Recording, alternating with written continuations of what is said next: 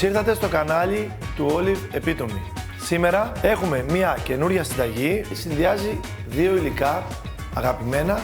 Τα έχουμε καθημερινά στο τραπέζι. Θα συνδυάσουμε λοιπόν κοτόπουλο με γιαούρτι και σταφύλια. Αυτό είναι το περίεργο υλικό. Αλλά όχι μόνο, έχουμε και ένα ελαιόλαδο.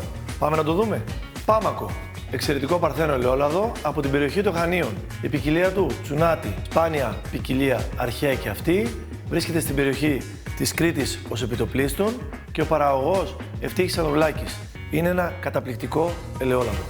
Λοιπόν, τι έχουμε ετοιμάσει για αυτό το ελαιόλαδο? Γιατί πάνω στη γεύση του ελαιολάδου θα φτιάξουμε και εμείς τη συνταγή μας. Το κοτόπουλο που σας είπα και πριν θα το κόψουμε σε μικρά φιλετάκια και θα το σοτάρουμε στο τηγάνι με τα υπόλοιπα υλικά. Κρεμμύδι, σκόρδο για αρχή. Χαμηλή προς μέτρια φωτιά. Θα προσθέσουμε από το ίδιο ελαιόλαδο μέσα στο τηγάνι και όταν ζεσταθεί το τηγάνι τοποθετούμε στη φωτιά. Παράλληλα ψιλοκόβουμε λίγο κρεμμύδι. Λίγο σκόρδο. Πριν ρίξουμε το σκόρδο για το κρεμμύδι, άρα το πιπερώνουμε να πάρει γεύση το κοτόπουλό μας. Καλό είναι να δώσουμε ωραίο χρώμα, έντονο χρώμα στο κοτόπουλο. Θα αφήνουμε να σουταριστεί καλά. Πολύ ωραία ροδίζει. Θα ρίξω κρεμμύδι και σκόρδο. Θα το αφήσουμε να μαλακώσει αρκετά.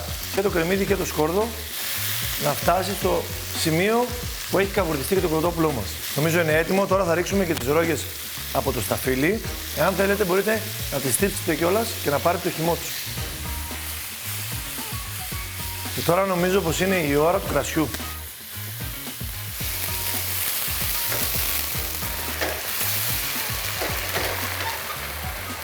Χαμηλώνουμε τη φωτιά. Θα ρίξουμε λίγο νερό και προς το τέλος γιαούρτι. Το σταφύλι βγάζει υπέροχα αρώματα. Λίγα λεπτά είναι αρκετά για να ψηθούν. Τώρα, σε χαμηλή φωτιά ή και εκτός φωτιάς, ό,τι προτιμάτε, θα ρίξουμε λίγα βότανα, λίγο φρέσκο κρεμμύδι και στο τέλος το γιαούρτι. Κόβουμε και τα υπόλοιπα βότανα. Πολύ ωραία. Τα βότανα μπήκαν και θα βάλουμε και το γιαούρτι μας.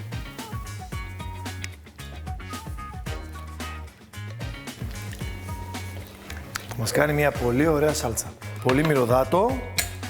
Τελειώνουμε πάλι με λίγο πιπέρι φρέσκο και πριν σερβίρουμε στο πιάτο θα βάλουμε μία ακόμα φορά ελαιόλαδο. Το θέλει το ελαιόλαδο, θα κάνει μια ωραία σάλτσα με το γιαούρτι.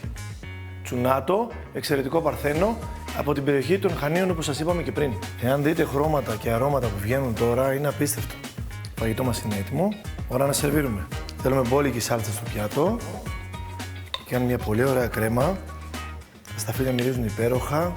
Το ελαιόλαδο είναι καταπληκτικό.